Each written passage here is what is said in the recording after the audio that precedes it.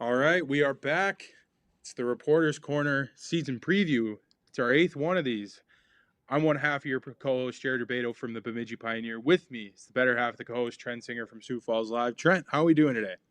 Doing good, man. Doing good. We just wrapped up another awesome interview. We're almost done with these now. We only have one more left. We've done 8 teams. We'll have Lake State coming up soon. But yeah, no, we got chatted with Ryan Stieg. It was a great chat.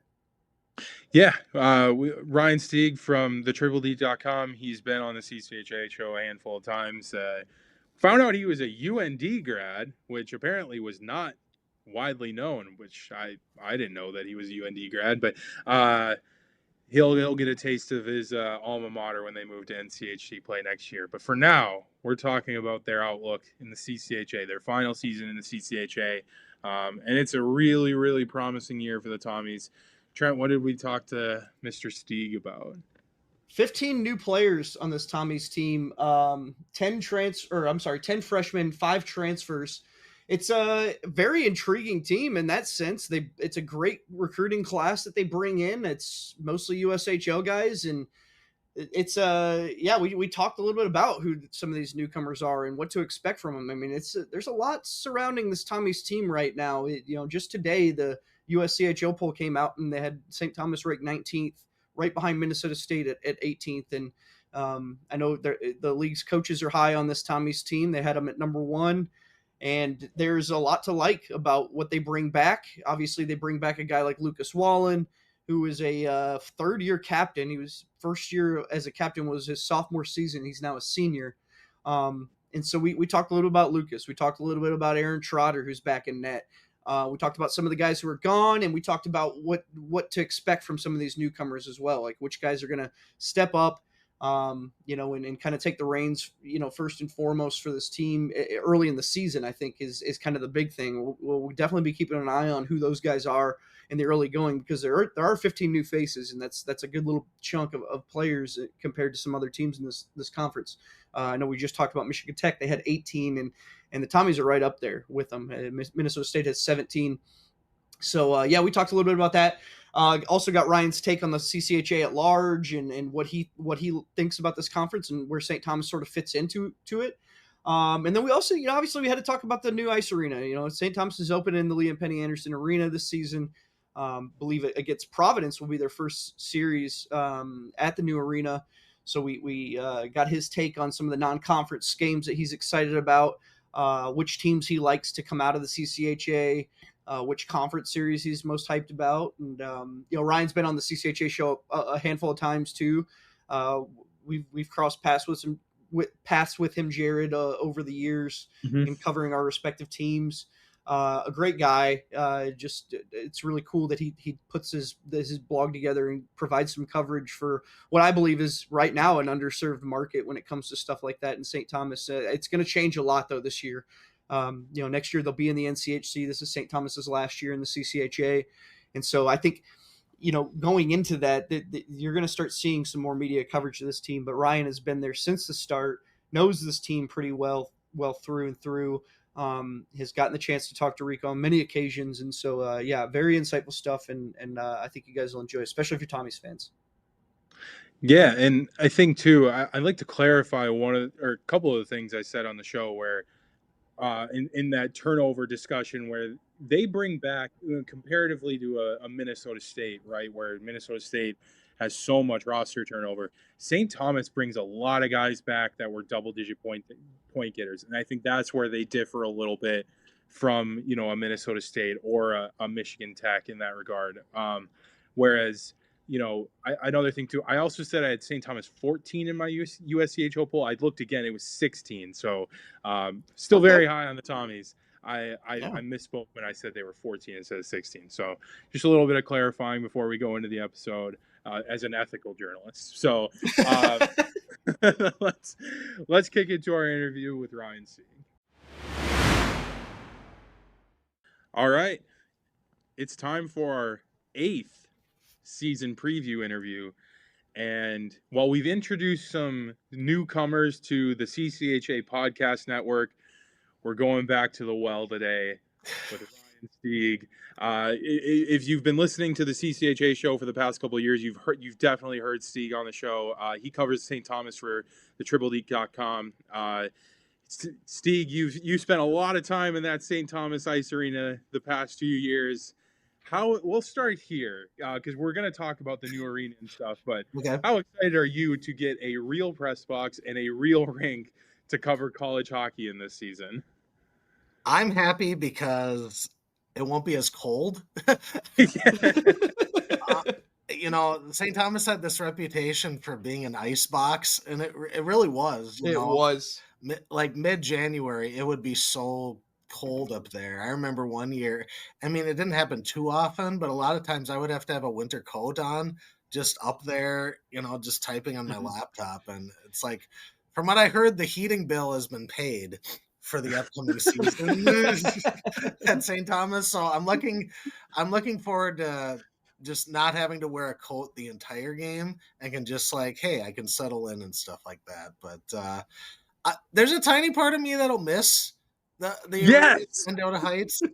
I just because I did it for 4 years there. I got so used to driving there. Now I like when I checked out the arena, now it's down in St. Paul, which is, I don't know, 25 minutes from my house, when I could make it to Mendota Heights in less than 15. So it's a longer route to get there. And so I'm going to miss the distance, but I'm intrigued to see how this is all going to work, because the arena is going to look really nice. I'm also going to miss the St. Thomas Ice Arena. This past weekend I was in Brainerd covering women's hockey, which was also in a high school rink.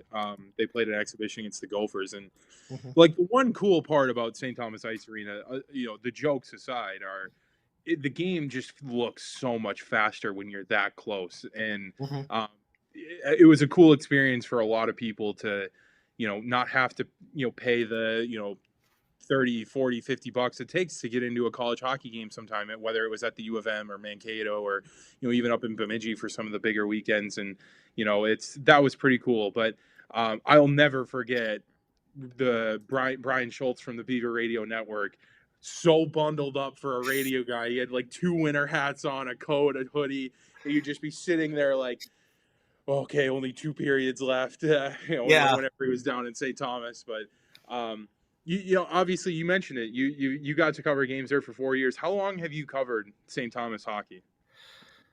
I was here for the first D1 season.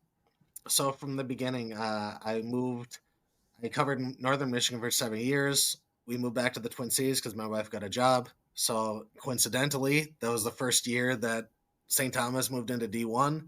So it kind of fit. And so I've been doing it from the very, very start. So I guess I've been, and the website, actually, I tried to follow the league the best I could, but it's just over time, it was just well, they're there.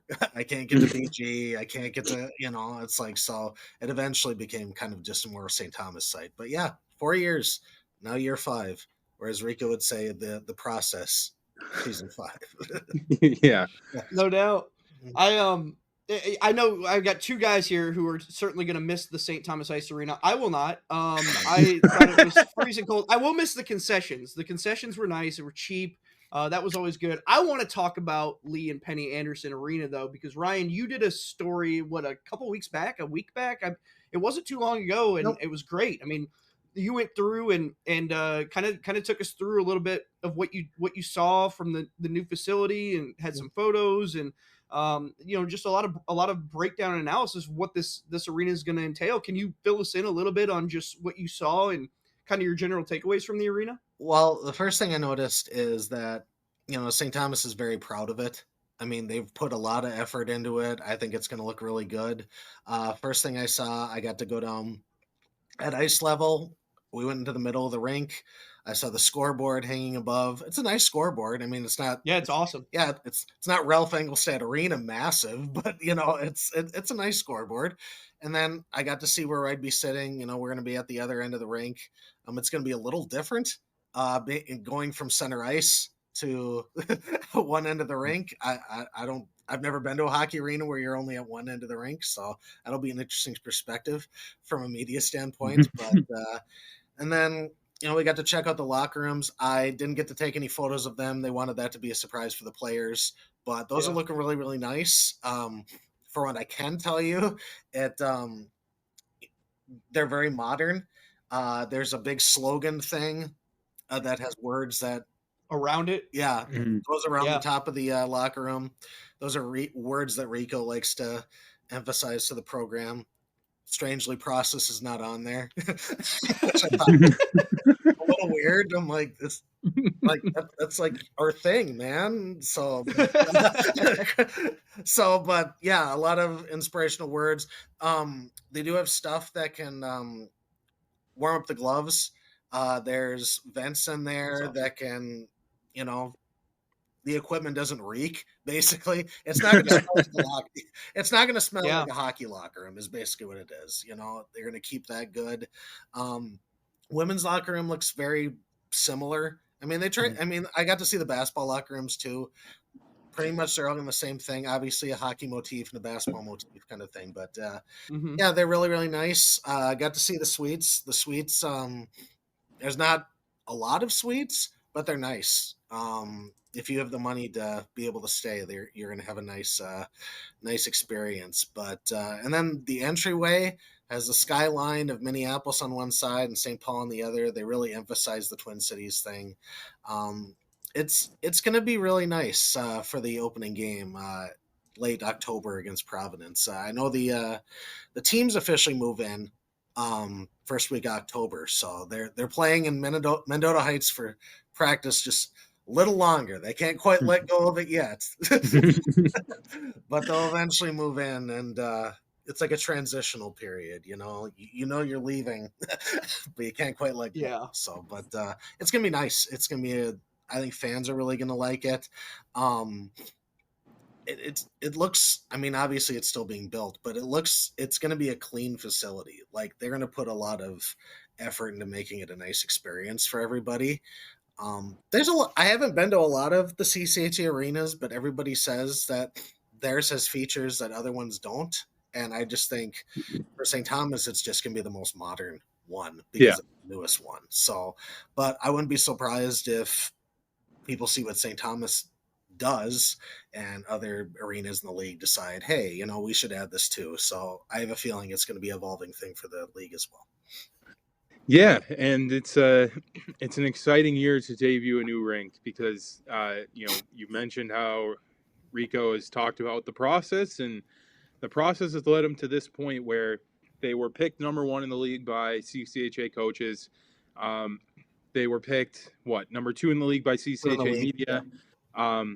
And it's a really, really anticipated year, and it feels like in their last CCHA year, they have probably their best shot to go to the NCAA tournament. Well, obviously this is the first year they can go to the NCAA tournament, but their best shot to win the Mason Cup and win the McNaughton Cup this year with the roster they have. We'll kick it to you because of all the CCHA teams that have had a ton of turnover, St. Thomas brings a lot of guys back. Yes, they did have some turnover. They have to replace 4 of their top 5 scorers, but a lot of that core is still there. And I think that's why a lot of coaches like them to finish so high in the league this year. So we'll start with this. When you look at this roster, who do you see as the guys that could replace that big point totals that guys like Liam Malmquist and Cooper Gay had that are no longer there? We'll start with the point total aspect of it, and who on St. Thomas is going to carry that load. Well, they had a very veteran team, a lot of juniors and seniors, so they lost. Cooper's a big loss. Cooper was big because of his height. He had a lot of tip shots, and he was a big 4-stab in the middle. So they're going to miss that a little bit. Malmquist was known for his speed, his shorthanded goals and his ability to create moves on a breakaway. That's, that was kind of his thing. And they all worked well as a team. That top line of Wallen and Malmquist, I mean, they were hard to beat when they finally got into their groove in the second half. I think Lucas Wallen is going to win. He's going to win Player of the Year this year. I don't like to make bold predictions, but he came very close to winning it last year. I think if Rhett Picklick hadn't been on Mankato's roster, he probably would have won it last year. So he's just or Alex Tracy. Or Alex Tracy, yeah, that as well. Yeah. He Wallen's just a very he's a reason he's the captain is he's not only good on the ice, but he's a great leader. He came in as a captain as a sophomore, which you don't see a whole lot of teams doing that. Your second year guy, but he can score well. He sets up the offense. He's good on the power play. He's obviously going to be, as Rico likes to say, he drives the bus for us, and he kind of does. I mean, he had a great 1-2 punch with Malmquist, but like, yeah, he's going to be their go-to guy this year. They lost, Matthew Gleason's a loss. That's going to be tough to replace. Gleason was kind of a scrappy guy, liked to score down low. He was good on the power play, could set up some stuff really well. Chase Foley didn't score a lot of goals, but he led their power play. They'd been looking for the previous 3 years to have a guy who can set it up. He's Mhm. running on the power play from his defensive spot, and he's going to be a big loss. The good thing is they also have Chase Cheslock. He's still there. He's been drafted by the Devils. He's a good solid defenseman, and he's not going to be like a high scoring defenseman, but he's going to be a guy that's going to help you on the power play. He's going to be a force that you need. He's a great on the blue line, and so he would be probably the defensive leader. They got a great guy coming in, Lucas Van Vliet's coming in. He's Mhm. going to be a force for them. Uh, a lot of teams really emphasize the portal, but Rico doesn't recruit the portal as heavily as some other guys do. Rico likes to build.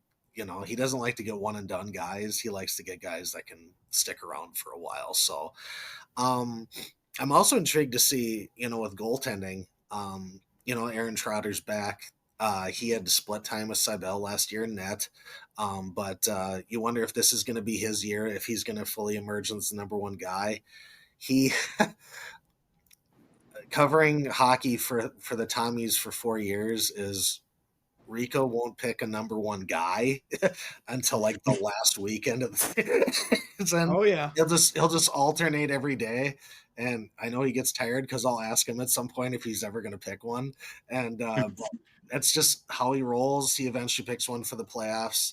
But I want to think it's Aaron Trotter's net to start the year. But they brought in Carson Musser, and he's going to be a good guy from Colorado College. He's going to be in net. So they're an interesting team. I don't know if they have the type of team that can replace like Liam Malmquist. Like you say in Moneyball, where they're like, you can't replace Jason Giambi, Mhm.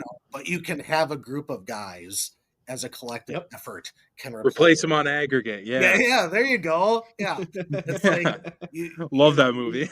yeah, you lose a great offensive player, but you have a group of guys that can make up for that. And they don't have the star power of Malmquist, but you still have Wallen leading the way, and you got a good group of freshmen coming in. I mean, I don't think they're going to score as many goals maybe as last year, but I think they're going to be how do I say it? Like they're not going to be so top line heavy. They're going to have Balanced. yeah, they're going to have a more balanced Yeah. offensive attack. There's not going to be 3 top guys and then it's going to drop a little bit. You're going to have a lot of guys at the top. Juan's going to have, he's going to have 30 points and stuff like that, but you're going to have other guys that are going to be in the 20s and stuff like that. So, For sure. Just to recap, everybody, 15 newcomers. Like Ryan said, they have 10 freshmen, 5 transfers.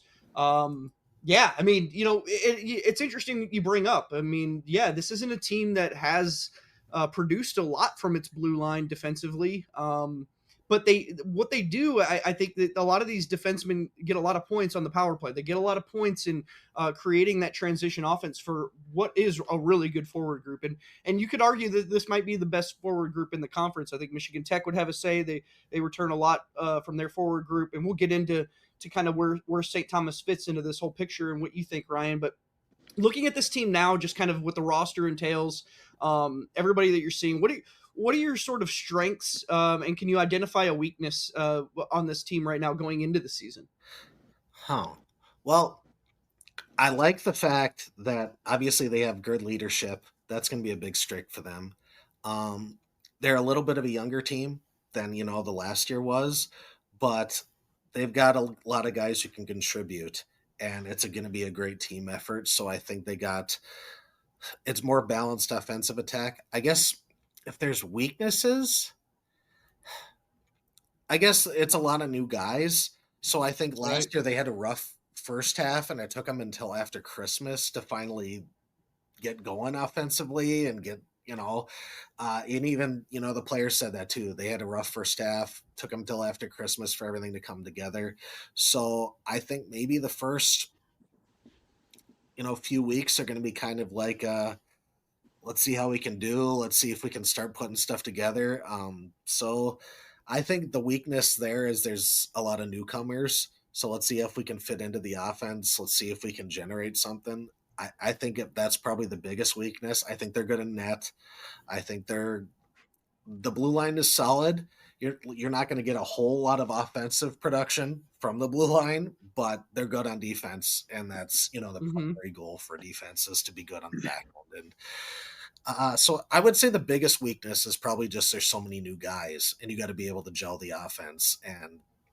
But I think if they can get that going, right Right. away and get that going like by November, I think they're going to be Yep. okay. I think with there are a lot of new guys in, but when we look at this roster and the players they do bring back, there are 7 double-digit point getters that come back to this team from last year. Not just Lucas Wallen with his 17 goals and 24 assists in 38 games, but it also includes Cage Sturger, Casey Leyland, Mason Poolman, Ryan O'Neill, Luke Leyland, and Chase Cheslock, who we've already mentioned, and that includes Aaron Trotter, who was one half of the best goalie tandem in the CCHA last year, and that seems really, really, really promising. In terms of replacing some of that point production that exited last year, whether it was to pro hockey or to graduation. When we look at this year as a whole, though, because there has to be some breakout players, if St. Thomas is going to hit its apex in the level that I think the coaches in the CCHA and some of the media members think they can with getting to a Mason Cup and a McNaughton Cup finish, there has to be some breakout players. So who do you like as maybe some guys who flew a little under the radar or weren't a point per game player last year that could become that this year? I really like Ryan O'Neill. He had some flashes of brilliance last year, and I think if he can just put it all together, because there were times he can be very streaky. Like you'll look and he'll be like he'll have a great couple of weeks, and then he'll like be really really quiet, and then he'll break out again. So I think if he can stay consistent, I think he's going to be a good player for them. He's the one that I think stands out the most to me. The Leylands are fun because it's two siblings that work very very well together. I I'm intrigued with Casey because he's going to have another. He's got that first year out of his way, and now he can become a kind of a veteran player. He Towards the end of the year, I think he kind of figured things out a little bit more, and he was able to compete at a better level. Luke's a veteran now. I think he'll be fine. He's a pretty good solid forward overall. So I like the Leylands. I like Ryan O'Neill. Um, I think they're going to be guys that are going to be key for them if St. Thomas, like you said, is going to contend for the title. There's a lot of hype around St. Thomas. I feel like it's been building for a while, and now the focus is going to be on them. I think when they contended in their third year and finished second, I think people are a little more surprised, like, wow, they're finishing second in the league, a little earlier than expected. But now, year 5, you're expected to be that high. People expect you to have home ice. This is their year to shine, and it's their last year in the league. So if they are going to leave, you want to have a lasting moment. You want to say like, hey, we won the Mason Cup our last year in the league. We won the McNaughton our last year in the league. They're going to have a lot of stiff competition. I tweeted out earlier, I think the league is going to be a little more balanced this year. I think a lot of teams are showing improvement. So it's going to be a fight, but I think it's going to be a 1-2 thing between St. Thomas and Mankato. That's my bold prediction, I guess. Yeah, and this will lead into the Trent's next question too. But I think one of the biggest candidates for a breakout season would be Carson Musser, the transfer goalie from Colorado College. I mean, like you said, Rico loves running a tandem, and he'll run it all the way through the regular season. And you know what? To be honest, it wouldn't surprise us if he did it in a postseason series either, in a No. best of three. But when we look at the recruiting profile of Carson Musser, he played 9 games for Colorado College last year, went 3-3, 3.94 goals against, 8.79 save percentage. Not the most jaw-dropping numbers by any means, but it was a freshman playing NCHC hockey for a bottom half team in the NCHC. I look at Carson Musser with his recruiting profile, his metrics. He's a big kid, super athletic, played program hockey, and this is a kid where if he's able to get some just more consistency around him in terms of defense and defending, helping forwards, it just feels like they're poised to find a really, really, really good Jake Seibel replacement. So, before Trent gets into his next question, how do you see Musser filtering into that role of being the other half of that tandem? I'm intrigued to see who starts the first game because it's Yeah. a 1-game thing. Their first game is just against St. Cloud. They don't have a series to open the year because they play St. Cloud again in November. But I think probably Trotter's going to go game 1 just because he's been the guy for so long. But I think Carson's going to fit in really well. He just seems like a St. Thomas guy. And like you said, he played in the NCHC. Sometimes when goalies switch conferences and have a different set of competition and a different group, maybe they'll blossom a little more. We've seen it several times and even teams that leave the CCHA, maybe they'll go to Atlantic Hockey and they'll have a great career over there. So I think Carson has the ability to be not just the number 2 guy, but I think he could be the number 1 guy. It depend on how Rico's feeling, I guess, that weekend or something. We actually did a presser once, and I said, I made him laugh because I said I'm not going to ask about the goalies this weekend because I always did to see who's going to start. That was right. A Rico Blasi laugh is like it's got to be like finding a golden ticket. Oh yeah. I have like a running total of how many times I've made him actually laugh. It's been maybe in 5 years, it's been 4. It's funny you say that because I think the last time it was the first time I met you, Ryan. After the game, St. Thomas had lost to Minnesota State at St. Thomas Ice Arena, and then we, the next night was in Mankato, and they won that game. But right at the end of the game, Ryan, I remember you said to me, "You ready to go talk to an angry Italian?" And it's fitting that Jared's here because he gets to talk to an angry Italian. I get every to now talk and to then angry too, Italians all the time. Yeah. I do want to ask, amongst this team, and I'll get your take on both transfers and freshmen, and you've named a few of them off. Can you identify a transfer and a freshman? I'll give you one of each that you expect to sort of have the biggest impact, kind of right off the bat, with this team this year. Oh boy, I would say probably Van Vliet is going to be the guy that jumps up right away. I just like what he brings to the table. I think he can score well. He's just a good all-around player. I think he's the guy who probably jumps out the most. As far as the transfers, unlike previous years, when Malmquist came in as a transfer, I knew that he was going to be the kind of guy who could make an impact immediately. It took him a little longer than expected, but that last year he exploded and had the kind of year that we thought. So I think the jury's still a little out on the transfers because I'm not quite as familiar as they were with some of the other ones. But you guys have anybody in mind? Charlie Schoen. Musser's one too, clearly. Musser and Schoen were the two big ones for me. I like Nick Williams too. I mean, I really like Nick Williams. I thought when I went back and I saw he only had 8 points last year, that surprised me a little bit, even though he is a defensive defenseman. There were just games where he was everywhere for Michigan Tech, and he was a problem to deal with. But I was Musser when St. Thomas got Musser, that kind of moved the needle for me more than pretty much every other CCHA transfer. Granted, it's been said a million times on the show how big of a goalie guy I am, so that's probably a big part of it. But I really like the addition of Charlie Schoen too from Charlie, yeah. Arizona State. He only played 18 games last year, but 4 goals, 5 assists in those 18 games. A little bit more regular top 6 minutes. He finds a good line. He can stay healthy. All of that mixed together, it just seems like another really good candidate for, maybe he's not going to go into the Liam Malmquist category where he has 45 points in 38 games. That seems like a little unrealistic but if we're talking about replacing the point production on aggregate, that feels like a guy that could really, really help out. And I also like Dylan Godbout a little bit too. Again, only 14 points.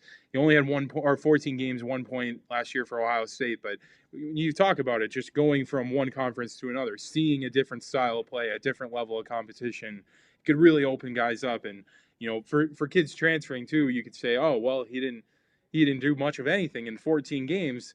What's the expectation for him to do something at St. Thomas? Maybe it just wasn't a good system fit. Maybe St. Thomas plays a style of hockey that's more beneficial to a player, or Augustana plays a style of hockey that's more suited to a Cole Birch than a Fair State would be, right? I mean, this is the case for every single kid that goes in the portal.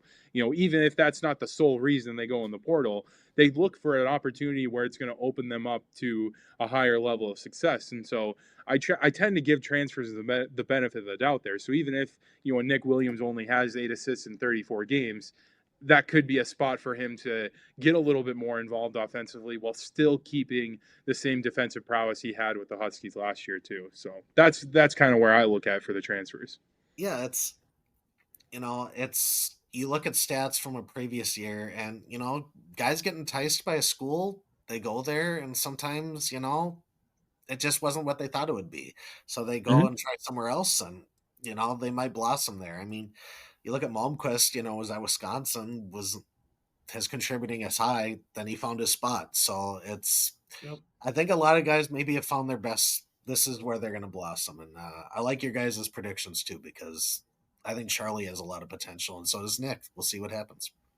Yeah, Malmquist is such a good example for that too, and I think we can go down the list of a lot of. I mean, Jackson Judding is a perfect example. He couldn't crack the lineup at Colorado College, and he turned into the best center in the CCHA last year in terms of just faceoff. I mean, the opposing coaches talked of him like he was the boogeyman when it came to just winning faceoffs. Like it was like, oh my God, we got to deal with this guy taking 25 draws a game. What are we supposed?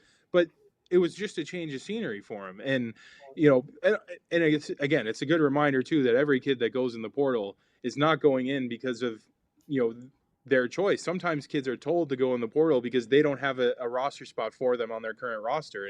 And, it's an unfortunate situation for some kids, but it's also a situation for them to find where they fit best in college hockey. And sometimes you don't figure that out until you've played a year or two of college hockey to see where you would find the best place to succeed. But you mentioned some of the two non-conference series already with St. Cloud State and Providence, which are two really fun series. Obviously, Rico talked about it during media day with St. Cloud. They're going to be their NCHC travel partner with St. Cloud. And but it's a fun non-con slate. Do you have a conference series and a non-conference series that you kind of circle where you're like, oh, I'm really excited for these two? It's kind of the obvious one, but probably non-conference is the Providence one, just because they're opening the new arena and there's going to be a lot of people there. I think. Plus, Providence made the tournament last year, the NCAA tournament. I want to see if they have the capability to get back. They're going to be a fun I'm high on Providence too. Yeah. Very high. Yeah. I think that one stands out just because of the home opener and the arena and everything. That's the one that leaps out at me. But I also like the North Dakota series. Of course. It's the weird Friday, Sunday kind of thing going on. Games at the X. It's called the Grand Casino Arena now? Yeah, we call it the G Spot now. That's where that's what it's called. That's the Minnesota dubbing of the X. It's no longer the X. Okay. It's called the G spot. Okay. Interesting. So yeah, uh, I are you gonna go up to the Ralph this year? As a fan, I'll be up there. Okay, good. I'm not going to be up there for that series. I'm not going to be up there for the Friday game. Oh, okay. Fortunately, I will be up there at some point. There's a Have, family thing that we do in Grand Forks every year, so I'll be Awesome. up there at some point. But so you've been to the Ralph and you've done the whole experience there before? I used to go to UND, so yeah. Oh, okay. Well, yeah, that'll explain it. I I didn't know keep you were that a under UND wraps. guy. A lot of people don't know that I went to UND because, but yeah, I spent 4 years going there, and it was it's quite a place. It's very unique. I don't think anything can really compare to it. Hmm. But I do like what St. Thomas is putting together. It's not a Ralph, but it's going to be really really nice. Yeah, I mean, I go to the Ralph every year for the one game Bemidji State plays there, and I grew up in northern Minnesota, so I've been a handful of times, and it's like it's not comparable to other college hockey environments. Like when you're like, "Oh, what's your favorite college hockey rink to go to?" I almost don't put the Ralph in the mix because it's not a college hockey rink. Yeah, it's an It's a pro NHL hockey ring, rink. basically. Yeah, Yeah, it's a Yeah. pro hockey rink they play college hockey games in, but it yeah, is like become a little bit of a selling point whenever we need to get a new sports report. It's like, hey, Thanksgiving weekend, Jared will take you to the Ralph. So, yeah. but yeah, so I don't know. I'm excited for that Providence series too. Yep. We're gonna get into the USDHL poll a little bit, but Did you give I, a conference series? Oh, I didn't. conference oh series. yeah, Yeah. Uh, well, Mankato's always interesting. Just because And there's that's their first one too. I find that really interesting. They open conference play against Mankato and do the home and home. That's going to be a fun one to test where these two teams that have been picked at the top are at, right? it'll mhm. be a good test for both of them because there's a lot of Mankato always has there's been the king of the conference for so long or like a 1-2 thing. Bemidji's had some good years there too. So I think this is you'll see where Mankato's at. At the end of October, and you'll see where St. Thomas is at, and we'll see who's the better team at that point. So I'm always interested in Mankato. There's the rivalry there. Mavs fans hate St. Thomas. St. Thomas fans hate Mankato. So it's always a fun atmosphere, and it'll be interesting to see it in the new arena because Mhm. there was so the arena was so small in Mendota Heights, and Mankato would bring the house, there. So it would seem like it was a little more of a Mankato home ice advantage because of the amount of fans there. But I don't think that's going to be the case. But I would say that's the one that jumps out the most. I think Bowling Green will be interesting because Bowling Green, they've been hyping it as they have the best recruiting class according to this matrix that they've been measuring it by. They're the best recruiting class in the nation. So I'm intrigued to see how that's going to work. Tech's always fun. They always have a good tough series against Michigan Tech. I would say Mankato just because it's Mankato, but I'm probably Bowling Green is one that I'm also really looking forward to. I also think it's interesting that St. Thomas plays three games against Minnesota State and 3 games against Augustana.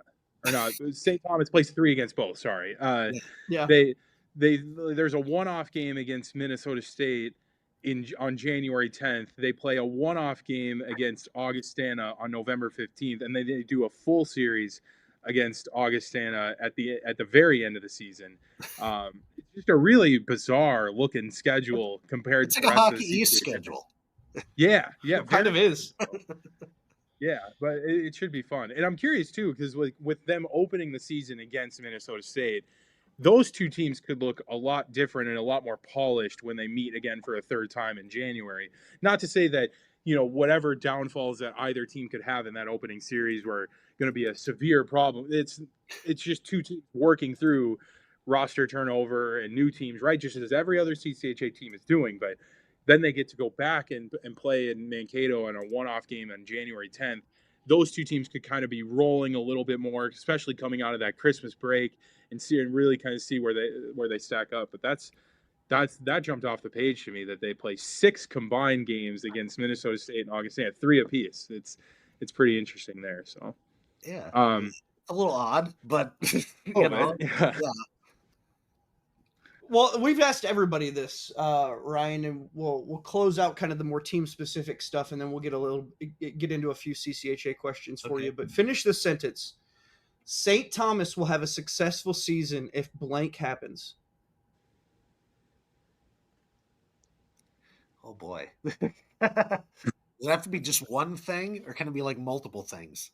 Sure, I mean, we can throw in some commas. Yeah, sure. Yeah, I think it'll be a successful season if they win one of the cups. If they win the Monotone, or if they win the Mason, or if they win both, great. Right? It's because I think that's where their expectations have kind of reached at this point. They wanted to get home ice. I thought they'd get home ice last year. They did. But now they want to take that next step. They've come close to winning McNaughton. They've come close to winning the Mason Cup. So now I think the expectation is we're going to win at least one of them. So I think, you get home ice is great, because you got to host some playoff games. But I think the expectation is now like we want to win a trophy. So whether they win the regular season or whether they win the playoff tournament, I think if they win one or both trophies, I think that'll be the successful season for them. I think year 5, they want to be winning championships, and I think that's what it's going to be. Yeah, I see that as it's really the only answer, right? Like, and for the reasons you said, when you come so close, and there's no more excuses either. Not that it was a team that was, leaning on those excuses, but you're no longer playing in a high school rink. You're no longer playing without the ability to make an NCAA tournament. They're here now. They're a part of this. They're fully indoctrinated into college hockey, and there's just no more room to say, well, they would have if this happened. And so, and I think that expectation is extremely fair too, because that's what a program like St. Thomas sets out. Is, Rico said it in that little hype video they did. You come to St. Thomas to play for championships, and that has to be the standard going forward, especially moving to the NCHC. But it's time to kind of look at the league at large here too.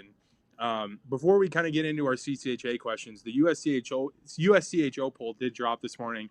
St. Thomas was ranked what, Trent? You got the poll in front of you? 18th, or I'm sorry, 19th, right? Yep, 19th. Yep. And it had Minnesota State at 18. Yeah, and they were one of 5 CCHA teams? 6 total 6 total received votes. So St. Thomas and Minnesota State were ranked, and then you had Michigan Tech received 3 votes, Bowling Green had 5, and I believe Augustana and Bemidji State each had 1. Yeah, and Jared, were you the Bemidji State voter, Jared? I was not the Bemidji State voter. I can tell them where you had St. Thomas, though. Tell them where you had St. Thomas. I might have had St. Thomas higher than any other person in the country. I think I went back and looked. I had him at 14, I believe. So I'm very high, very, very high on St. Thomas. I've talked about how they've been my McNaughton Cup pick all fall here. I think they are the class of the league this year. I love the players they brought back. I love their portal additions. You mentioned Van Vliet. I did end up picking Reed Morich as my preseason rookie of the year. It was down to him and Van Vliet. What he did in the USHL last year was out of this world, with 26 goals, 33 points in 63 games, almost a point per game in the USHL is really, really impressive. And there's a lot to like with their other incoming freshmen as well. But for you, Stieg, give us your top 4 teams in the league this year. Who gets home ice and who wins the McNaughton Cup? It's a tough 4 teams to pick this year. It really is, man. Well, I would say I look forward to the hate that I'm going to get from Mankato fans when I say this. Welcome to the club, brother. I think St. Thomas is going to win. I think they're going to edge out Mankato for the McNaughton Cup this year. think Mankato's going to finish second. I think it's going to be a Tech Bowling Green fight for third. I think it's going to come down to like the last 2 weeks because this it wouldn't be the CCHA if there wasn't a push for the final weekend to get the last home ice spot. It would be Right. weird if Yeah. like all the standings were exactly where they were supposed to be, the last week of the season. So I think it's going Hmm. to be a Tech Bowling Green fighting for third. Uh, I had Tech in my poll that we did. I had Tech at 3 and Bowling Green at 4, just because I think Bowling Green's going to be much better, and I like what they're bringing in. But it's like I'm so used to having Tech up there Yeah. in the home ice spots that I'm giving them the slight edge there. But I think it's going to be Tech and BG are going to be the last 2 ice spots. I think Augie could be up there. I think Bemidji could maybe contend up. Mhm. It's going to be weird because I think everybody's going to be better. I don't think NMU is going to have the disaster that they had last year. I think they're bringing in a good group, so it's going to be a close thing, but I think it's going to be Tommy's Mavericks, Tech BG, and BG Tech could flip very easily. Yeah. Yeah. Gotcha. I like it. Here's another fun one we have. And we've had to sort of alter the question because we ask typically which team, but we have it as which CCHA team or teams will play in the NCAA tournament. Because do you see this as a 2-bid league this season Well, two or a of multiple bid? I don't know. them, two of them are ranked, so that bodes Right? well. I Yeah. I I think it's a. I think you could get two in. I think it's going to be the kind of year where the CCHA doesn't just get the one representative. I think they can get two guys in. Uh, At the top, I think it's probably the favorites. Your St. Thomas and Mankato are going to be the ones that most people see would be the ones to get in. I think the same way. But for me, it all comes down to health too, because I Yep. third year for St. Thomas, that was their big thing. They led the CCHA for a good chunk of the season, and then they got hit with all those injuries and Yep. just kind of fell apart there. So I think health is going to play a big thing. If all these teams can stay healthy, I think they can have Tech and BG could easily make the tournament too if they can find a put it all together at the right time. But I would say, yeah, I think the CCHA is going to get two teams in this year. Okay. Last one for you, but of the bottom five that you didn't have in your home ice, who is the most likely to be the big sleeper team that kind of comes out of nowhere and really contends this year? Oh, let's see. Well, Augie jumped out at me last year. I thought Mhm. Augustana was going to be better, but I didn't see them jumping all the way to number 2 their second year in the Yeah. league. So I would. I don't know if it'd be a surprise that Augustana Right. gets there, but they're probably my sleeper team, just because I feel like there's a lot of talk about Mankato St. Thomas, BG's hype with their recruiting class, and Tech's always up there. So I think people are sleeping a little bit on Augustana. So I would probably say them, maybe Bemidji. Uh, Ferris has a new coach. That'll be Yep. interesting. Uh, and Lake State's an interesting team. They are. Mhm. They're I think they're going to be good this year. There's also a team I think some people are sleeping on. Uh, Damon's a good coach, and they had that one year, a couple years ago, where they finished last, and it was just shocking that they had that kind of a year. So I would say Lake State could sneak in and turn some heads at some point. I don't judge teams really until after Christmas because I've seen so many Mhm. teams just have a massive turnaround, Oh, when for sure. January starts. So, but I guess if I had to pick one of the bottom 5 on my list, I'd probably pick Augustana, but I think any team could play that role. Augustana is interesting in that regard too because they did finish second in the league last year and they were the big sleeper team last year, but it's really easy to sleep on them again because of how they exited the Mason Cup playoffs. They didn't go into the Mason Cup playoffs on this big tear like they had in the middle of the year. And you lose some of the pieces they did, even with the little amount of roster turnover Augustana had.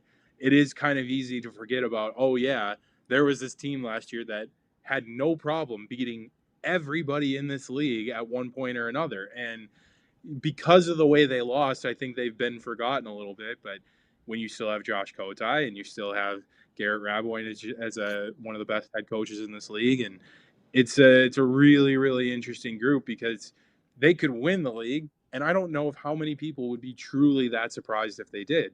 But they could also finish 7th, and I don't think anybody would be that surprised either. So it's just a bizarre situation with and I for Augustana too. It's okay, now you have to play a full league schedule. How does that change things?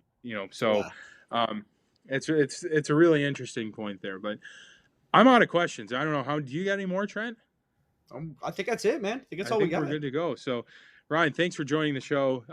It was fun to talk Tommies with you, and it's a really, really exciting group, and I know you're excited for it as well. Yeah, I look forward to seeing you guys on the rink too. It's going to be a good college hockey season. Absolutely. I want to come up there. I want to come up to the arena on I think it's the end of the season when Augustana plays. My cousin lives in St. Paul, and so I'm really hoping I can make it up there in February. Hopefully it's not like horrible conditions between Sioux Falls and St. Paul, but I'd love to come and see that arena. It looks awesome. And I do want to point out too, there's a lot of similarities in this arena to Augustana's arena here in Sioux Falls. It's a little bit bigger, but it's small school and it's kind of got a similar vibe. And I think that's sort of what they're going for with this Liam Penny Anderson arena. I believe it holds 4,000. And it even is up off of the ice a little bit too, just like Midco is, which I think is awesome for fans. Like there isn't a bad seat in the house when you can build an arena like that. You're gonna have a great view, even if you're at one end of the ice. Doesn't matter if you're at center ice, you're gonna be able to see a lot of stuff. So yeah, it'll be a good time. But thanks for joining the show, Stieg. We appreciate it. Thanks, Stieg. Yep, happy to be here. All right. Once again, thank you to Ryan Stieg for joining the show, and thank you to our producer Perry Lascaris. Subscribe to the CCHA Show on Spotify, Apple Podcasts, or wherever you get your podcasts from. And subscribe to the CCHA on YouTube. Follow us on Twitter at Trent Singer and at Jared Rubado PP. You can check out our work at BemidjiPioneer.com and SiouxFallsLive.com.